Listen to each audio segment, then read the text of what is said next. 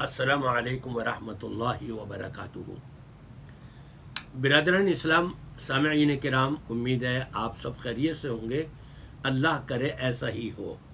اللہ تبارک و تعالی ہمیں تا حیات اسلام کے اوپر قائم دائم رکھے، اور نبی پاک صلی اللہ علیہ وسلم کے ذریعے سے جو بھی صحیح باتیں ہم تک پہنچ گئی ہیں، یعنی پہنچنے میں جو بھی صحت پر منحصر ہے، اللہ تبارک و تعالیٰ پوری زندگی اس پر عمل کرنے کی توفیق عطا فرمائے، اور جو ادھر ودھر کے راستے متفرق آ رہے ہیں، اللہ ہم سب کو اس سے بچائے اور محفوظ رکھے۔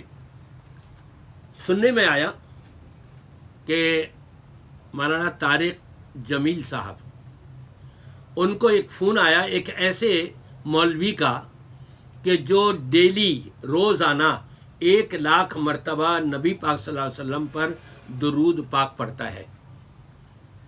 جب آپ اندازہ لگائیں کہ 1 منٹ میں 60 سیکنڈ اور 1 گھنٹے میں 60 منٹ، 60 کو 60 سے ضرب دیں، پھر اس کے بعد 24 سے اس کو ضرب دیں، تو آپ کو سامنے رزلٹ یہ آئے گا کہ 24 گھنٹے کے اندر 86,400 سیکنڈ ہوتے ہیں۔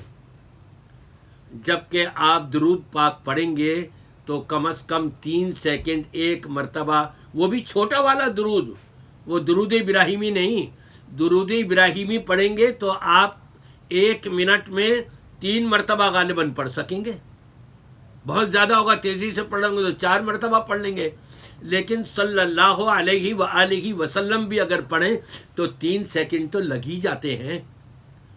جب 24 گھنٹے کے اندر 1,00,000 سیکنڈ بھی نہیں پہنچ رہے، تو آپ بتائیے کہ 24 گھنٹے میں یہ شخص، یہ مولوی جو یہ دعویٰ کر رہا ہے کہ روزانہ 1,00,000 مرتبہ پڑھتا ہے، کھانے کا ٹائم کیا ہے اس کا، 5 نمازیں ٹائم پڑھتا ہے یا نہیں پڑھتا، سوتا ہے یا نہیں سوتا، کھاتا ہے یا نہیں کھاتا، اپنا کچھ اور کام کاج بھی کرتا ہے یا نہیں، بیت الخلاء بھی جاتا ہے یا نہیں جاتا، یہ ساری چیزیں جب آپ نکالیں گے تو وہاں 24 گھنٹے میں سے آپ کو بہت کم گھنٹے ملیں گے۔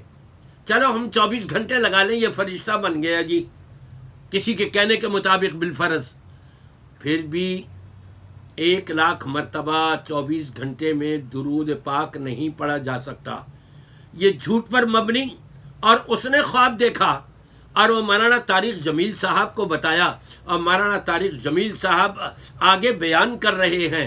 نبی پاک صلی اللہ علیہ وسلم فرماتے ہیں، کفا بالمرء کذبا ان یحدث بکل ما سمع۔ ایک انسان کے لیے جھوٹا ہونا یہی کافی ہے کہ جو بھی سنے اور آگے پھیلا دے۔ نہیں، ایسا نہیں ہونا چاہیے۔ طارق جمیل صاحب آپ کے اپنے ہی دیوبندی علماء آپ کے خلاف کیا کچھ کہتے نہیں چلے آ رہے، کس وجہ سے کہ آپ کے پاس جو بھی منہج ہے وہ سارا کا سارا جھوٹ کے اوپر مبنی ہے۔ اکثر باتیں اس کی جھوٹی ہوا کرتی ہیں۔ اگر میں غلط کہہ رہا ہوں تو آپ اپنے علماء کی یہ ذرا سی چھوٹی سی کلپ آپ سن لیجئے۔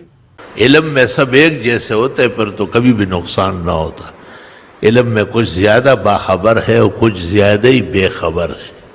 وہ آج کل وہ تبلیغی زندگی جو ہے، تبلیغ کا بگوڑا، ملحد زمانہ، ملحد و زندگی اس کو کہتے کہ صحیح بات کو بگاڑے گا۔ جیسے مسلمانوں کا عملی سنت ہے کہ کھانا یا پینا بیٹھ کر ہوگا اور دائیں ہاتھ سے ہوگا۔ صحیح مسلم میں ہے کہ اگر کسی نے کھڑے ہو کر کے پی لیا اور یاد آیا فوراً اپنے منہ میں انگلیاں دے وہ قے کر لے۔ ایک زندگی جو ہے، ایک ملحد، وہ لوگوں کو کہتا ہے کھڑے ہو کر پانی پی رہا ہے، کہتے ہیں یہ بھی سنت ہے۔ ایک عالم آیا، اس نے مجھے کہا کہ اس طرح کیا ہے، پوچھ لو اس سے کہ کہاں اس کی سنیت دے گی۔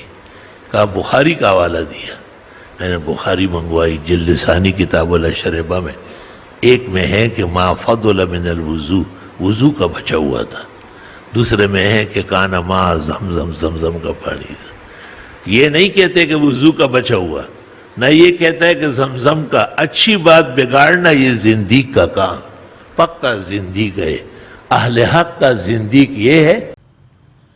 دیکھا آپ نے، اندازہ لگایا، آپ ہی کی جماعت کے، آپ ہی کی مسلک کے، آپ ہی کے نمائندے آپ کے بارے میں کیا کہہ رہے ہیں، اور حقیقت بھی ایسا ہی ہے. تو مولانا طارق جمیل صاحب اگر اپنی قبر اچھی کرنا چاہتے ہیں، آپ کے بیٹے کے بارے میں تو ہم کچھ نہیں کہہ سکتے کیا ہوا کیا نہیں ہوا، لیکن آپ کو میں یہ بتا دوں، اگر آپ اپنی قبر اچھی کرنا چاہتے ہیں، آپ اپنی آخرت اگر اچھی کرنا چاہتے ہیں، تو اللہ کی بارگاہ میں توبہ اور استغفار کریں، معافی مانگیں، اور عوام سے کہیں اب تک جو بھی میں نے قرآن اور سنت سے ہٹ کر کے باتیں بتائی ہیں سب ذہنوں سے نکال دیں، سب غلط تھیں، اور آگے کے لیے صرف قرآن کریم اور نبی پاک صلی اللہ علیہ وسلم کی تعلیمات پیش کریں. اس کے علاوہ کوئی اپنی اس میں دخل اندازی نہ کریں، اپنے ذہن سے فتوے نہ جڑیں، تو انشاءاللہ آپ کی نجات ہو سکتی ہے. ورنہ قبر میں جا کر کے جو حشر ہوگا نا، وہ پھر اس وقت افسوس کرنے سے کچھ نہیں ملے گا.